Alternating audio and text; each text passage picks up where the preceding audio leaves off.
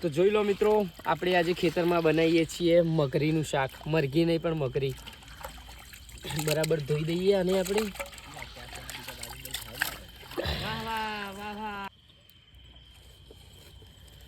ડુંગળી કટિંગ કરવાનું ચાલુ છે. જોઈ લો તમે. બસ બસ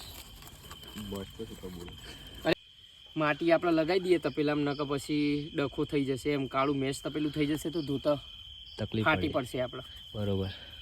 ખેતરમાં દેશી ચૂલો બનાવીએ આપણે અને એના ઉપર બનાવીશું આપણે આજે મરઘીનું શાક, મગરી. બસ તો જોઈ લો, આપણે નાખવા જઈએ છીએ તેલ. બતાય અંદર નજીક લાવી દે.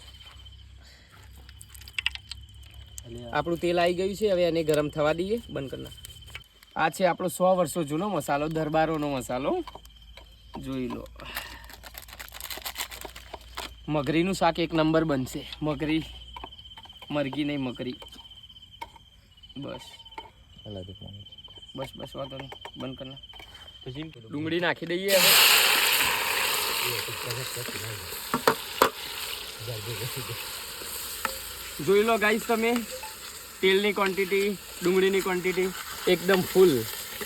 સિંગ તેલ વાપરીશું હો પાસે. બસ આદુ લસણની પેસ્ટ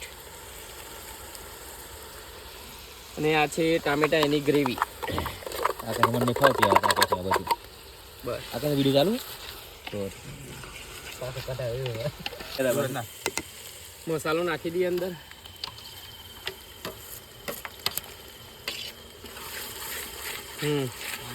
આ બતાય કે 5 ની ચાલુ રોહિત કે યાર. બસ ઉભરે.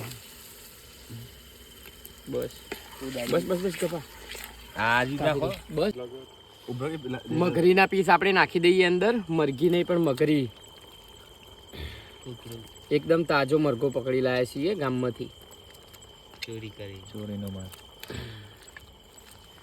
આ માર બાજુ બધા જોઈ લો તમે. આના પીસ બી જોઈ લો, એકદમ મોટા. ને ખેતરમાં ભાઈઓ જોડે જે ખાવાની મજા આવે એવી ક્યાંય ના મજા આવે. લોહી દેખાય છે. આ લાલ લાલ લોહી દેખાય છે. બીજું ધોઈ દીધું. જોઈ લો, હવે આને આપણે મિક્સ કરી દઈએ બરાબર. અને જેને પણ ખાવાનું હોય, જેને ઈચ્છા થાય એ કોમેન્ટ કરી દેજો. તો નેક્સ્ટ વ્લોગમાં આપણે એને જોડે લઈ લઈશું, સ્પેશિયલ મગરી ખાવા માટે. બંધ કરી દે. ચાલ કરી. જોઈ લો ગાઈસ, આપણી મગરી તૈયાર છે, એકદમ રેડી, ચકાચક. રસાવાળું બનાવ્યું નહીં, કોરું બનાવ્યું છે. એટલે તમે જોઈ લો એની ક્વોન્ટિટી ને બધું એક નંબર. એની બેનર શકવતા જોઈ લો ગાઈસ, બહુ મજબૂત બન્યું છે. એક નંબર. હા બસ